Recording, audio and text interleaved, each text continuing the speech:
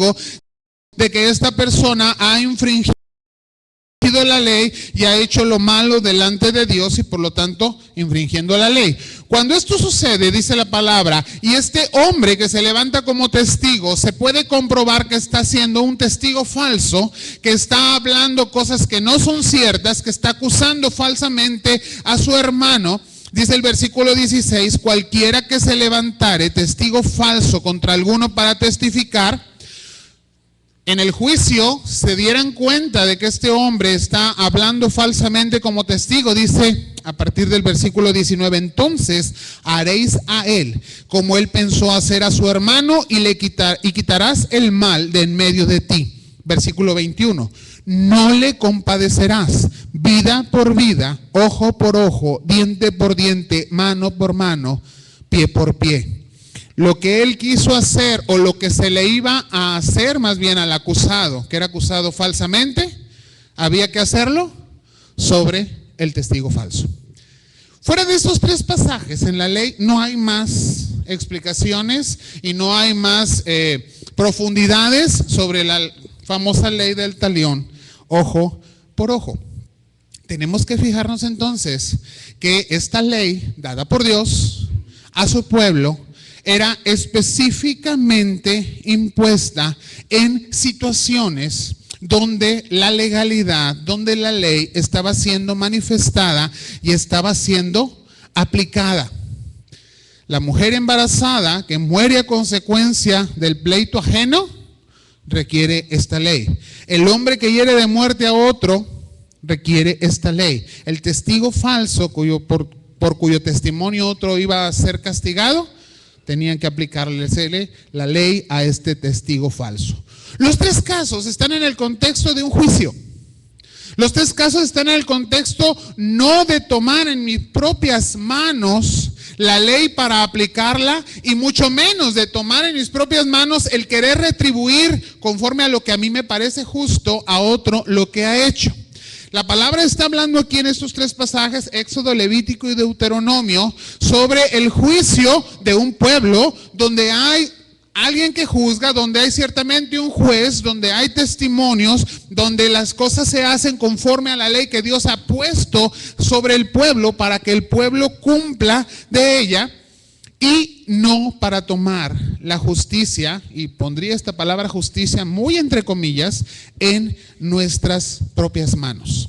Por eso el Señor le dice al pueblo delante del cual está predicando, oísteis que fue dicho. No está diciendo que no se dijo, no está diciendo que la ley no existe. La ley existe, está escrita en el Antiguo Testamento, pero dice esa ley está puesta sobre lineamientos muy bien establecidos por Dios, donde ciertamente se impone o se imputa castigo sobre aquel que ha cometido la falta, pero no en el sentido de que cada quien haga como mejor le parezca esta ley, sino en un sentido, vuelvo a decir, dentro de un juicio aplicado correctamente. ¿Cuál es el problema del mal entendimiento de esta ley del Antiguo Testamento? El pueblo que estaba escuchando la palabra de Jesús en la predicación del monte había, déjeme usar esta expresión, revolucionado esta ley. Se aplicaba ya no en medio de un juicio, ya no con testimonios, ya no con un juez, ya no bajo un juzgado específico, sino que como mejor le parecía a la persona, aquel que me hizo daño, se lo devuelvo igual, ojo por ojo. Aquel que viene en contra mía, me levanto yo en contra suya. Aquel que hace en contra de mi persona, pues va a recibir lo que se merece. Y muchas veces usamos expresiones, hermanos, nosotros, creyentes, hijos de Dios, y vamos a ver esto más adelante, diciendo, el que me busca, me encuentra. Y hasta puede sonar muy bíblico, ¿verdad? Pero eso lo dice el Señor y en un contexto totalmente diferente. El que busca, encuentra, ¿sí? Si le tocas, le abro. No es la aplicación de la palabra, pero sí son palabras totalmente erróneas, porque el Señor nunca nos dio autoridad ni para hacer juicio propio, ni mucho menos para aplicar justicia en nuestras propias manos. Esto no es la enseñanza de nuestro Señor. El problema con la venganza o con la revancha, que no es parte de la ley de Dios, es que cada uno de nosotros hemos tomado justicia en nuestras manos, y a veces sin pensarlo. Y no hemos pensado con calma, ni consultado al Señor, ni mucho menos buscado en su palabra antes de tomar acciones que van en contra de nuestro prójimo. Romanos capítulo 12, versículo 17, que este domingo iniciamos esta porción de la palabra, nos dice en su primera parte de una forma muy categórica y específica: no paguéis a nadie mal por mal. Yo creo que aquí nos podríamos quedar y decir, y el Señor lo dice y lo tengo que aceptar: no le puedo pagar a nadie, ni a mi prójimo, ni a mi enemigo, ni a aquel que ni conozco, ni a aquel que me odia y me aborrece, porque la palabra es totalmente franca y abierta, a nadie mal por el mal que yo he recibido. Esto es una declaración directa, un no directo de parte de la palabra de nuestro Señor. Y agrega, y lo vamos a ver después en las siguientes predicaciones: procurad lo bueno delante de todos los hombres. Por si nos quedara duda, más adelante en el versículo 19 de ahí mismo de Romanos 12, la palabra nos va a expresar: no os venguéis. Creo que no nos puede quedar la menor duda, pero sí tenemos que acercarnos a ver qué la palabra tiene para enseñarnos al respecto, no solamente en el no hacer, sino en lo que sí tengo que hacer, en cómo debo responder conforme a la palabra, porque soy un hijo de Dios, de lo que el Señor está enseñando a mi vida a través de su hablar a mí. La venganza, y quiero hacer una pequeña definición, y esto lo tomé de un diccionario pastoral, no de un diccionario común y corriente. Dice: la venganza es el castigo proporcionado en ira, buscando retribución o pago justo. Y el ser humano fácilmente se excede en maldad ante esto. Nuevamente te lo leo. Venganza: castigo proporcionado en ira, buscando retribución o pago justo. Y el ser humano fácilmente se puede exceder en maldad en ello. ¿Qué es lo que pasa con la venganza? Podemos tener una causa que nos parece justa. Se ha dañado mi vida, se ha dañado mi integridad, se ha dañado mi familia, se ha dañado aquel ser que amo, y de una manera justa estoy buscando una retribución. Porque muchas veces definimos justicia de una manera muy categórica, diciendo es pagarle a alguien, ¿qué? Lo que se merece. Pero a veces esta expresión de lo que se merece como que suena muy pesada, ¿verdad? O sea, lo que se merece, eso es lo que le voy a dar. Y el gran problema es que estamos haciéndolo con ira. La venganza, y una característica de la venganza va a ser siempre que ese castigo, que a mí me parece que es justo, porque es lo que se merece la persona, no está siendo obrado ni en amor, ni con tolerancia, ni con respeto, ni buscando la dirección de Dios, sino que está siendo obrado con ira. Estoy enojado con esa persona, sea mi hermano, sea mi prójimo, sea alguien totalmente desconocido. Estoy tan enojado que quiero que pague por lo que yo he sufrido. Y la última parte de esta expresión me llama la atención. El ser humano fácilmente se excede en maldad en estas situaciones. Porque nos podría parecer que es muy justo que aquel que nos ha dañado pague por ello. Pero en general, cuando estamos enojados, cobramos más caro, mucho más caro, porque la maldad de nuestro corazón se manifiesta en la ira y nos excedemos. Y hay que entender, y esto como un principio, ¿cómo lo diré? No básico, pero que sucede, que la maldad que se hace fácilmente se recibe. Hay un gran escritor de fábulas, y creo que todos hemos leído alguna vez una fábula de Esopo. Y que por cierto este hombre tenía principios bíblicos. Y por ello muchas de las fábulas, y no es que todas, tienen valores y principios que nos parecen que son muy buenos, ¿verdad? Pues sí, la mayoría de ellos los ha sacado de enseñanzas de la Biblia, no los inventó él, ni mucho menos. Y hay una de las fábulas que escribe acerca de un labrador y de una zorra. Y dice esta fábula que esta zorra pues era mala. La Biblia nos habla de las pequeñas zorras que destruyen los plantíos. Bueno, tomo yo creo esta imagen, no sé, no me consta, ¿verdad? Sopo hace muchos años que murió. Pero habla de este labrador que esta zorra iba y destruía sus plantíos, quizás en búsqueda de alimento, quizás en búsqueda de los pequeños ratones o de algún roedor que anduviera por ahí haciendo su nido, pero destruía las raíces y destruía el sembradío, y el labrador pues estaba enojado, ¿verdad? Enojado con esta zorra, que dice: algo tengo que hacer con esta zorra para atraparla. Y hizo todo lo necesario, puso trampas, contrató gente que la persiguiera, trajo perros y buscó la manera de atrapar a la zorra. Pero una de las cosas que se propuso hacer es capturarla viva. Y esto ya nos deja ver o entrever las intenciones que este hombre tenía. ¿Para qué la podía querer viva si no? Para hacerla pagar por aquel daño que le había hecho a su trabajo y a su esfuerzo. Y lo consiguió.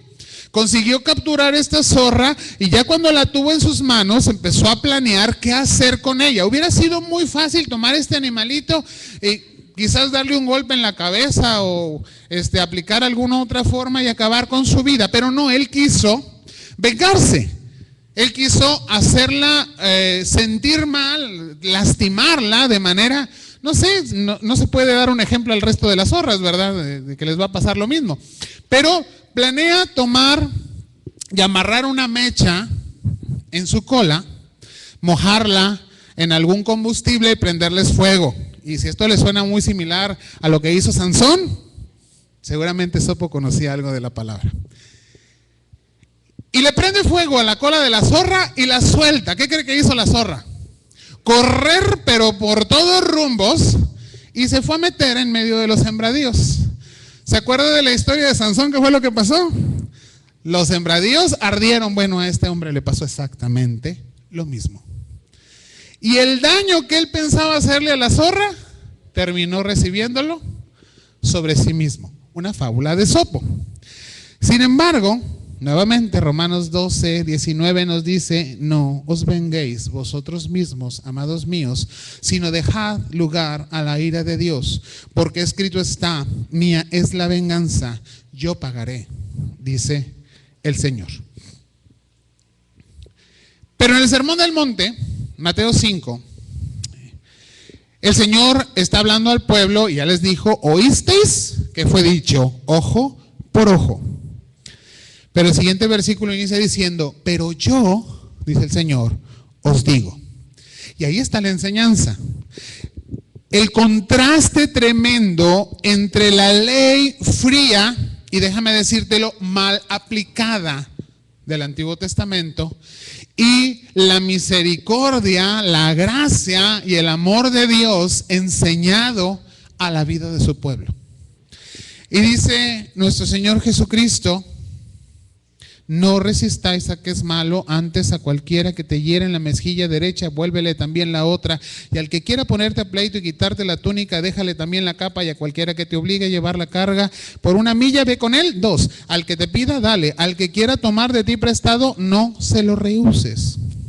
Y hay algunas palabras muy importantes y muy interesantes que necesitamos marcar, necesitamos dejar muy bien impresas en nuestra mente y corazón. El Señor dice: vuélvele, déjale, ve, dale y no se lo rehuses. En contextos donde aquella persona ha venido a hacer un daño a la vida del Hijo de Dios, y la respuesta a él: a que te hirió en la mejilla, regrésale, pero no el golpe, sino vuélvele la otra mejilla. Al que ha venido delante de ti a buscarte pleito y te ha quitado lo que es tuyo, déjaselo. A cualquiera que te ha obligado a llevar carga, ve más con él. Al que te pida, dale. Y al que quiere tomar de ti, dice: no se lo rehuses. Y lo que Dios nos está hablando es de su amor, de su gracia, de su misericordia, Y lo que quiere que aprendamos es a obrar en ese amor, en esa gracia y en esa misma misericordia. Ayer en la mañana, cuando empezó la actividad de los jóvenes, bueno, primero nuestro hermano Ricardo compartió una breve reflexión y casi inmediatamente estuvo aquí la hermana misionera Alma, esposa de nuestro hermano pastor Abiud López. Y sucedió algo bien interesante. Déjenme les platico cómo estuvo. La semana pasada me habla el pastor Abiud y me dice: a ver, explícame un poquito acerca del tema que van a tener los jóvenes para poderle decir a mi esposa y vamos a preparar el tema que va a dar. Digo, ya le di con mis propias palabras lo que yo había entendido del tema. Y sucede que lo que yo le dije a ellos que iba a ser el tema fue exactamente lo que Ricardo empezó a predicar temprano en el devocional. Entonces, cuando la hermana Alma se para aquí al frente, no sé si estabas todavía cuando lo que dijo, que ya te había sido, dice: el hermano que dio el otro tema ahorita se robó mi bosquejo. Porque era exactamente lo mismo. Digo, creo que el Señor nos pone ahí en conexión, claro que así es. Bueno, dentro del mensaje de la hermana Alma dijo algo que yo no le dije y que está dentro del mensaje de hoy en la mañana. Dije, caray, algo raro está pasando aquí. Y habló ayer acerca del amor y dijo algo bien interesante que es parte del mensaje de esta mañana. Amor es dar. La venganza también es dar. La venganza es darle a aquel que me ha dañado conforme a lo que yo creo que se merece y con ira. Pero el amor es dar, es responder en bendición dando o dándose por aquello que simplemente Dios ha hecho. Porque no necesito que mi prójimo haga algo bueno por mí para poder amarlo. Es simplemente tener el amor de Dios en mi vida y en consecuencia de ello simplemente darme. Yo usé exactamente el mismo pasaje que voy a usar yo en esta mañana porque ya sí lo tenía preparado. Juan capítulo 3, versículo 16 nos enseña cómo el amor de Dios es dar. No voy a profundizar mucho en esto, pero el pasaje lo conocemos todos. De tal manera nos ha amado Dios que ¿qué hizo? Dio. Amor es dar. Dios se ha dado a nosotros. No tiene ninguna necesidad de seres humanos que le causen dolor de cabeza. Permítame usar esta expresión, no creo que al Señor le duele la cabeza, pero a nosotros como padres de familia nos dolería si nuestros hijos se comportaran como lo hacemos nosotros con el Señor. Y no tiene ninguna necesidad, pero Él se ha querido dar por nosotros y nos ha hecho corona de su creación, nos ha hecho poco menores que los ángeles, dice el salmista, y nos ha coronado de honra y de gloria. Y ha querido hacerlo, ¿por qué? Porque nos ama. En medio de todo esto y de nuestra propia falta y pecado, que al final el pecado ¿a quién ofende? A Dios. Hemos ido en contra de su voluntad, hemos ido en contra de su precepto cuando debíamos de tener todo nuestro pensamiento y nuestro corazón es serle agradables, hemos ido en contra de Él. Y en respuesta a nuestra maldad, ¿qué hizo Dios? Dio a su Hijo.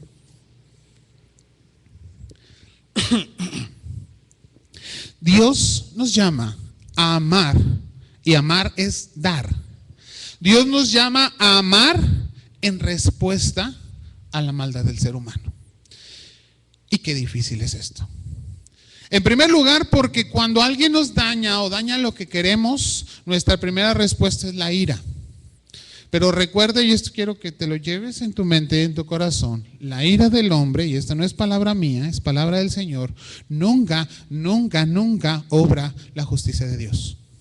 La ira del hombre no obra la justicia de Dios. Así que si tú pretendes hacerle pagar a alguien enojado, ten la seguridad de que no estás haciendo ni obrando, ni ahí se va a manifestar la justicia de Dios.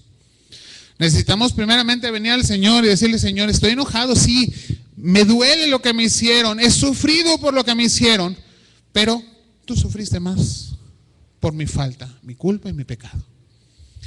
Dame la paz para poder obrar conforme a tu justicia y más aún dejar la justicia en las manos de Dios. Porque el Señor lo único que nos manda es a amar. Versículo 44 de Mateo capítulo 5. Pero yo os digo, amad a vuestros enemigos, bendecid a los que os maldicen, haced bien a los que os aborrecen y orad por los que os ultrajan y os persiguen. Y otra vez, palabras claves de este versículo: amad, bendecid, haced bien y orad. Qué bonitas palabras, ¿verdad? Amad, bendecid, haced bien y orad. ¿Sobre quiénes las aplicamos? Pues las aplicaríamos muy fácilmente sobre nuestra familia, sobre nuestros hijos, nuestra esposa, nuestro esposo, nuestros amigos, nuestros hermanos de la iglesia que nos caen bien y con los que nos llevamos muy bien. Los amamos, los bendecimos, les hacemos bien y oramos por ellos. ¿Sí o no? Ahí ya me copié tu expresión.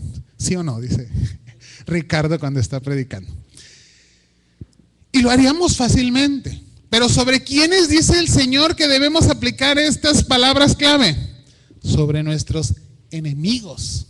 Sobre aquellos sobre los que desearíamos que el Señor en justicia les haga caer un rayo. Sobre aquellos en los que quisiéramos ver a Elías haciéndoles descender fuego encima, ¿no? Y la ira del hombre no obra la justicia de Dios. Pero Dios va más allá en su palabra para nosotros. Y nos dice, no solamente no debes estar enojado, no solamente no les vas a hacer pagar conforme a lo que te hicieron, sino que lo llevamos todavía más al extremo. La palabra de Dios lleva a sus hijos a vivir al extremo, pero al extremo más positivo. Dios nos dice, ama a aquel que te ha lastimado. Y qué difícil es. Sin embargo, el mismo ejemplo de nuestro Dios nos lo enseña. Versículo 45. Para que seáis, y esto a mí me impactó, me pegó muy duro. Dice, para que seáis hijos de vuestro Padre que está en los cielos. ¿Qué hace el hijo?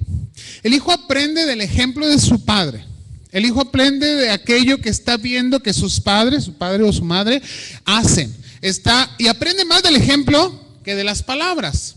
Y este versículo nos lo enseña de una manera muy significativa, porque nos dice, para que seáis hijos de vuestro Padre que está en los cielos, que hace salir su sol sobre malos y buenos, y que hace llover sobre justos e injustos. Voy a decir una barbaridad. ¿Tú crees que el Señor lo puede todo? No pudiera decir, sobre los malos que hay oscuridad, y ponernos quizás como esas caricaturas que a veces pasan, ¿no? Que llega la nubecita negra y se pone arriba de una sola persona. Nada es imposible para el Señor. Pudiera dejarlos en la oscuridad, simplemente que no puedan ver el sol, ¿verdad? Le cierra los ojos a los malos y todos se quedan ciegos. Lo puede hacer, lo ha hecho. La palabra nos dice de personas que quedaron ciegas o que sus ojos fueron cerrados para que no vieran, porque el Señor así lo designó. Pero no lo hace, porque Él no nos paga conforme a lo que nosotros nos merecemos. Siempre ha tenido misericordia para con nosotros. Dice, ve mi ejemplo, dice nuestro Padre Celestial, para que seas hijo mío. Yo hago salir el sol y envío mi lluvia sobre buenos y malos, sobre justos e injustos, para que seáis hijos de vuestro Padre. Y la palabra nos dice que no agreguemos nada a la Escritura. Pero a mí se me ocurrió algo muy significativo, porque bien podríamos decir, para que seamos hijos dignos de nuestro Padre que está en los cielos, porque ese es el ejemplo que nos ha dado: amar, bendecir y dar a aquel que no se lo merece. Que para nosotros la justicia sería pagar lo que cada quien se merece y no le daríamos a aquel que no se lo merece. Sin embargo, Dios no obra de esta forma, sino que Él da y bendice, ama a todas las personas. Dios es quien obra justicia. La perfecta justicia está en la voluntad de Dios. Y debemos dejar que sea el Señor el juez justo que pelee nuestras batallas y que haga conforme a su justicia. Porque Él dice, mía es la venganza. Y Santiago 1:20, ya lo dije hace un momento y lo vuelvo a repetir, porque la ira del hombre no obra la justicia de Dios.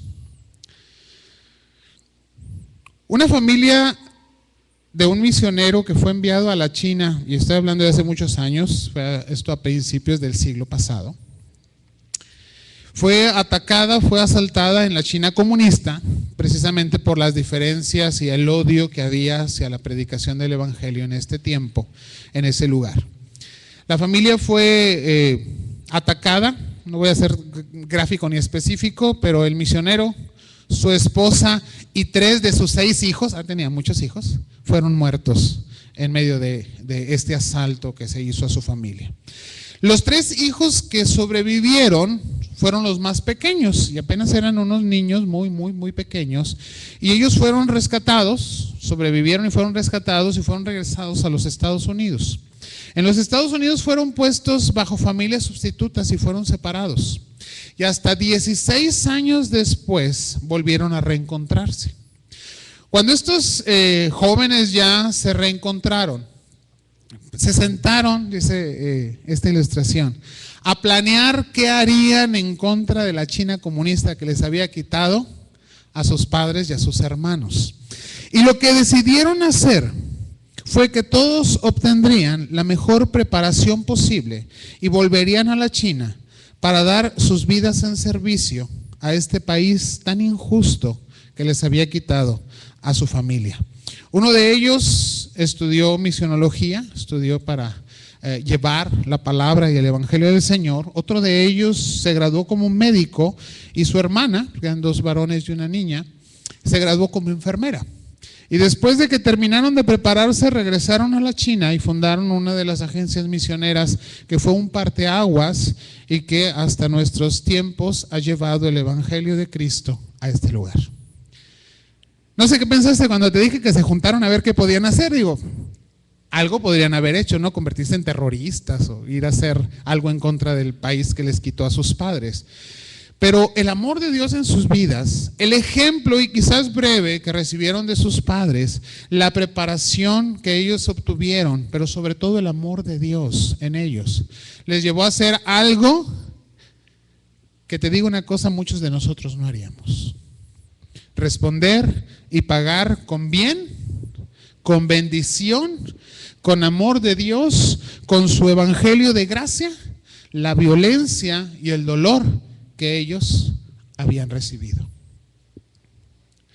¿Oísteis que fue dicho ojo por ojo?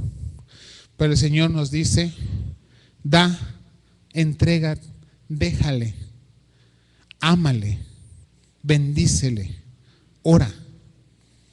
Porque así mostramos que somos hijos de Dios, verdaderamente hijos de Dios, que honramos el ejemplo y el amor que de nuestro Padre hemos recibido.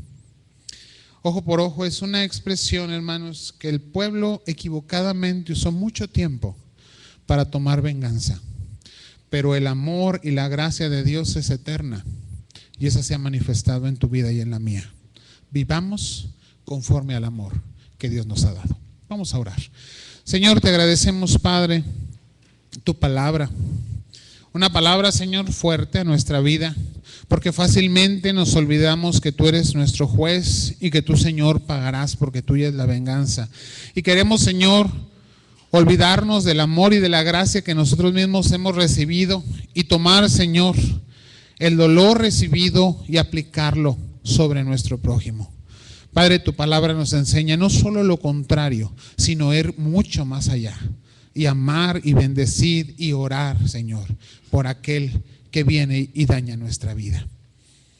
Señor, que no solamente sea el entendimiento de esta palabra tuya, sino su aplicación, Señor, por tu amor, por tu gracia en nuestras vidas y corazones, que sea efectivo, Padre, en la vida de tus hijos. Síguete glorificando, Señor, en cada uno de nosotros, Padre, guiándonos, Señor, con ese amor a hacer bendición aún a nuestros enemigos. En Cristo Jesús te lo pedimos. Amén.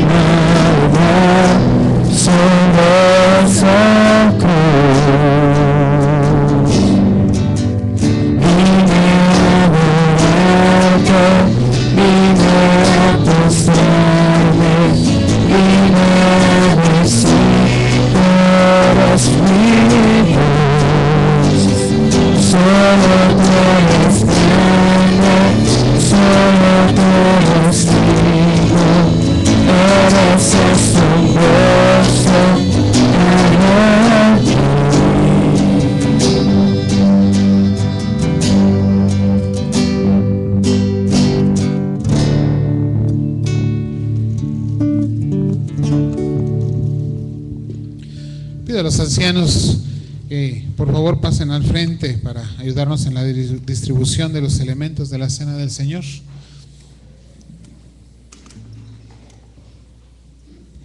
Hermano Joel, ¿nos puede ayudar, por favor, hermano?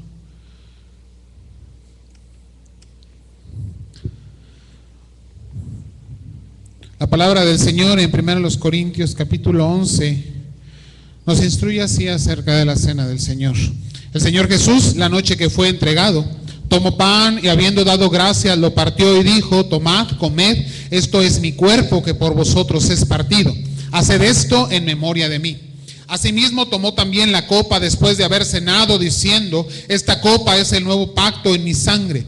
Bebed esto todas las veces que comieres que la bebieres en memoria de mí, porque todas las veces que comieres este pan y bebieres esta copa, la muerte del Señor anunciáis hasta que Él venga. De manera que cualquiera que comiere este pan o bebiere esta copa del Señor indignamente, será culpado del cuerpo y de la sangre del Señor. Por tanto, pruébese cada uno a sí mismo y coma así del pan y beba de la copa, porque el que come y bebe indignamente, juicio come y bebe para sí, no discerniendo el cuerpo del Señor. Es mi deber amonestar a los profanos y a todos aquellos que no han entendido aún el plan de salvación de nuestro Dios en sus vidas, a todo aquel que practica un pecado aún en lo secreto, a que no se acerque a la mesa del Señor. Pero también es mi alto privilegio, en el nombre de nuestro Señor Jesucristo, invitarte a ti que has sido regenerado, lavado y hecho nueva criatura por el sacrificio de nuestro Señor en la cruz del Calvario. Aquellos que instruidos en su palabra entendemos el propósito de salvación de nuestro Dios en la entrega de su Hijo, a que nos acerquemos y participemos de la mesa del Señor. Nuestro Dios es Padre amoroso que siempre está dispuesto a perdonar. Hoy, al acercarnos al Señor en oración antes de participar de la mesa, tú que eres su hijo, su hija, ponte a cuentas con tu Padre y participa dignamente de la mesa del Señor. Vamos a orar, hermanos. En esta hora, buen Padre Celestial, aquí estamos, Señor, como pueblo tuyo, indignos en nuestros propios méritos, indignos, Señor, en nuestro pecado, pero hechos dignos, Señor, en la sangre del Cordero derramada, Señor, en sacrificio total y perfecto por nuestras vidas. Lavados en esa sangre, regenerados por ese sacrificio y tu Santo Espíritu morando en nuestras vidas, es que podemos acercarnos delante de ti. Ciertamente, Padre, hemos pecado y hemos hecho lo malo delante de tus ojos, pero también, Señor, venimos con arrepentimiento y aflicción en nuestra vida, buscando, Señor, tu perdón, tu gracia y ese amor tan grande que nos has manifestado. Y te rogamos, Señor, que nos hagas sentir tu perdón y que nos des esa seguridad de que en Cristo podemos participar dignamente de esta tu mesa y ser edificados a través de este sacramento. Te rogamos, Señor, que tú consagres este pan y este jugo, fruto de la vid, de su uso común para ser utilizado en este sacramento. Y que sea, Señor, verdadero alimento que edifique nuestra fe y nuestra vida espiritual, fortalecido, Señor, en el recuerdo y en la acción del sacrificio de nuestro Señor en nuestras vidas. Prepara a tu pueblo, Padre, para que con gratitud, amor y entrega se acerque a la mesa de tu Hijo amado. En Cristo Jesús te lo pedimos. Amén.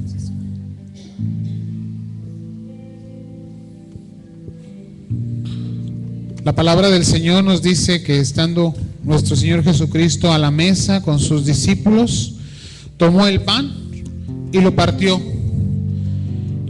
y lo dio a ellos diciendo: tomad, comed, esto es mi cuerpo que por vosotros es partido, haced esto en memoria de mí.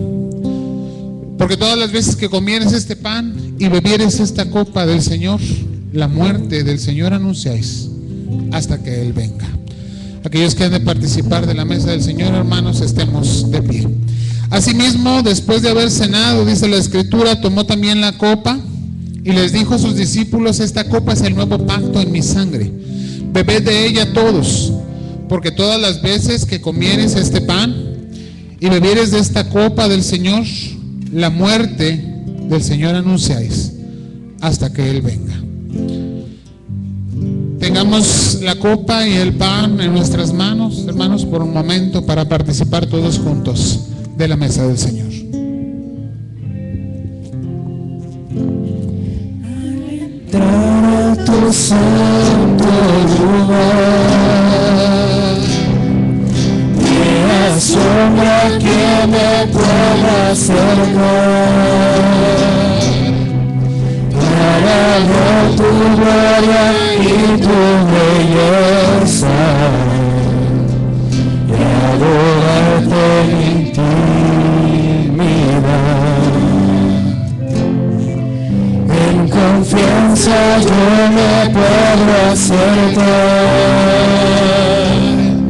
de tu mesa quiero participar. Todo lo que puedo hacer es postrarme y con mis labios proclamar mi paz, mi voz, mi corazón.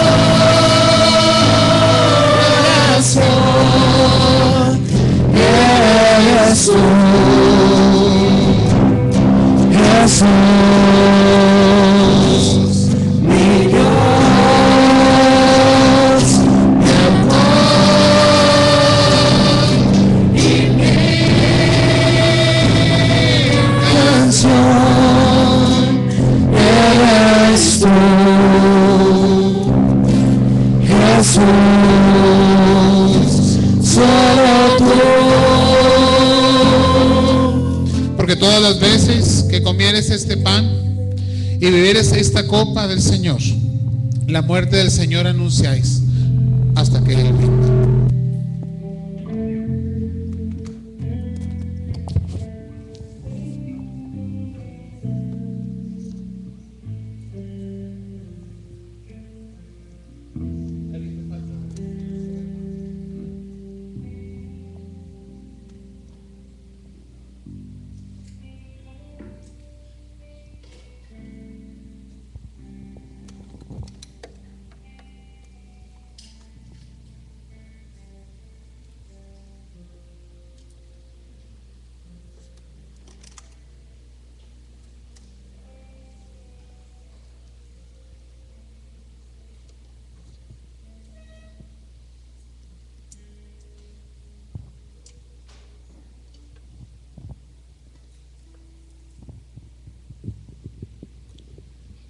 Tomad, comed, esto es mi cuerpo que por vosotros es partido. Esta copa es el nuevo pacto en mi sangre, dice el Señor. Participemos de la mesa del Señor.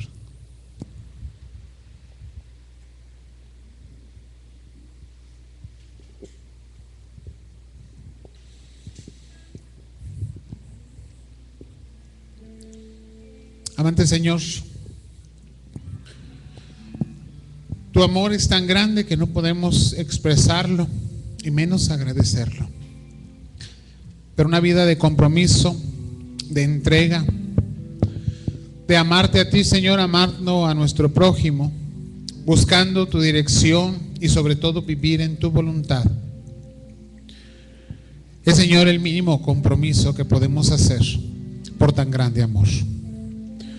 Tú nos has amado, nos has redimido, te has entregado por nosotros y reconocemos, Señor, esto. Llévanos, Señor, por medio de tu Espíritu a ser redarguidos si no estamos viviendo conforme a tu precepto y a tu voluntad perfecta en nuestra vida.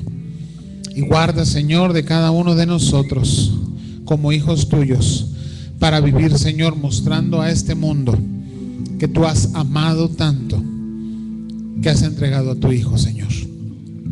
Bendito y alabado sea tu nombre. Confirma, Señor, este acto, este sacramento en nuestros corazones. En Jesucristo te lo pedimos. Amén.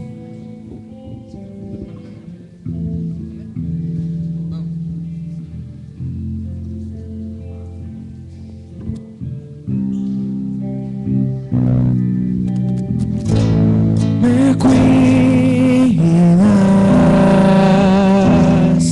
me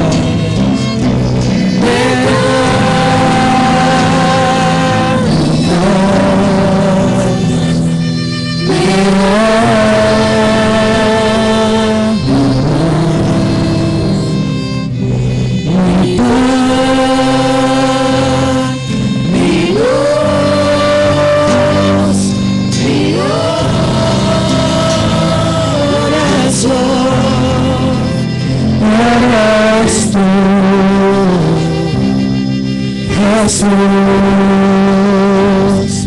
mi Dios, mi amor, mi bendición,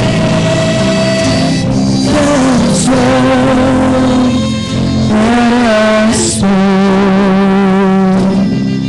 Jesús, solo tú.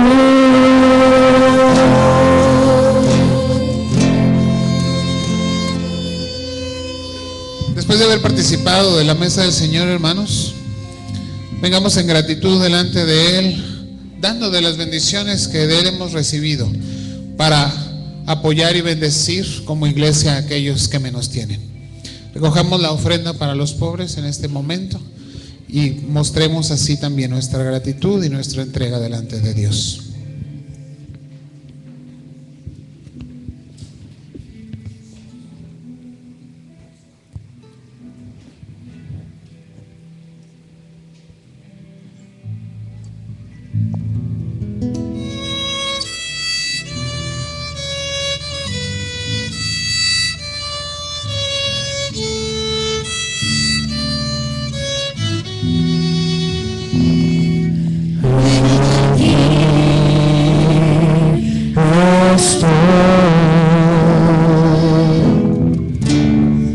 Te ofrezco todo lo que soy.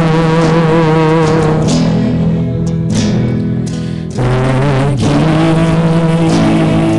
estoy, un sacrificio quiero ser. Toma mi ser, mi vida la entrego a ti, porque tú eres mi Dios, eres digno de adoración, una ofrenda entonces para ti,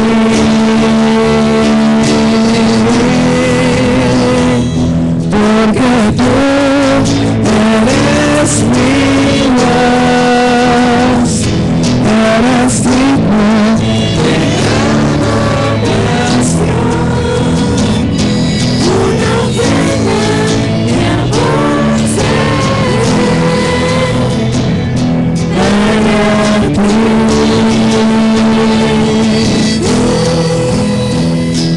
para ti.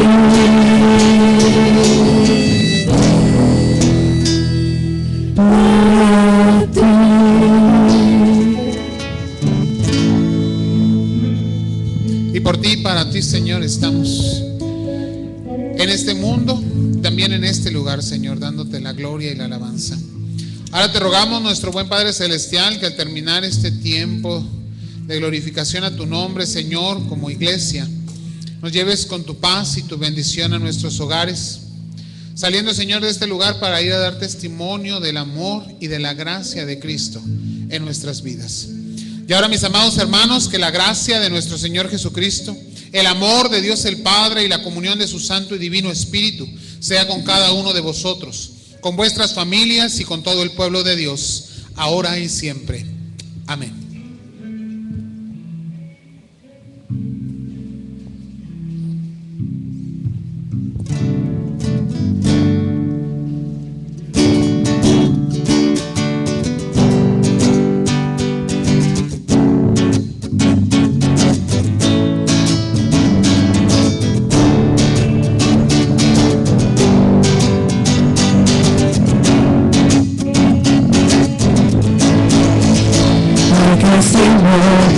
Recibir la gloria, el castigo, recibir el honor, el castigo, recibir la gloria, el castigo, recibir el honor. Levantemos nuestras manos y adoremos a Jesús, Cordero de gloria. Exaltemos su incomparable majestad, al que vive por siempre, al gran yo soy, a Jesús, al que sigo, recibir la gloria, al que sigo, recibir el honor, al que sigo, recibir la gloria, al que sigo, recibir el honor. Levantemos nuestras manos y adoremos a Jesús, Cordero de gloria. Exaltemos su incomparable majestad, al que vive por siempre, al gran yo soy, al que vive por siempre, al gran yo soy, al que vive por siempre, al gran yo soy, a Jesús.